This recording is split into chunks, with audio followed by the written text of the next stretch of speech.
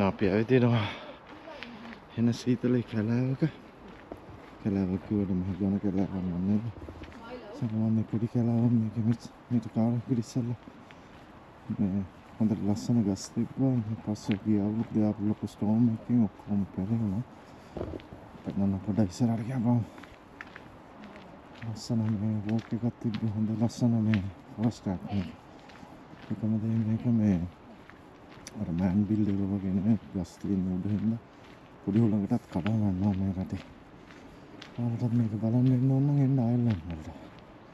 දැන් අපි යන්න මම ගස් කඩාම පිච්චේ සමය කරන හරි ලස්සනයි. දැන් මේ කුල හැදිලා තියෙනවා ගස් වල කොළම ගන්න. හැදිලා දැන් මේ ස්ප්‍රින්ග් එක පටන් ගන්නවා. තව බොහොම ටික දවසකින් මේකට දැන් කොළ එන්න පටන් ගන්නවා. බලමු අපි ඉස්සරහ මොනවද තියෙන්නේ කියලා තව චුට්ටක්. අමුතු ප්‍රොජෙක්ට් එකක් තියෙනවා මොකක්ද කියලා. බෙන්ච් එකක්.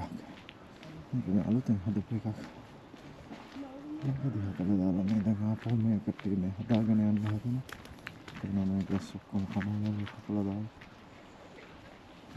මෙහෙමයි. ලූබ. අපි ඉස්සරහට ගිහින් තමයි. මම තවත් ඉස්සරහට යනකොට තව ලස්සනට පේනවා. එතන මේක ලස්සන සමයකට.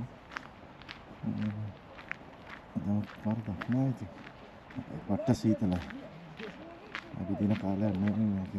ඒකට යාමට අවිදිනවා. මේ පොඩි බල්ලෙක් ඉන්නවා යා පොඩ්ඩක් අවිදින්න නැතුව. එහෙනම් අපි යනවා. I just seen his arms in the water. Come. Yeah, come on. Forest එක ඉවරන කරමු. පොඩි ග්‍රවුන්ඩ් එකක් වගේ එකක් වෙනවා. මේක අතර ග්‍රවුන්ඩ් එකක් නෙමෙයි. මේක ලෑන්ඩ් එක ලස්සනට කනකොට කපලා. ලස්සන නේද? අරලන්ත හොඳ දේවල් බලන්න තියෙනවා. මම අපේ ෆැමිලි එකට යනවා. ආයෙත්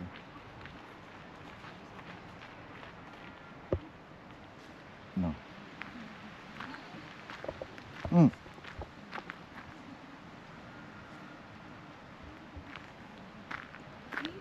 Milo.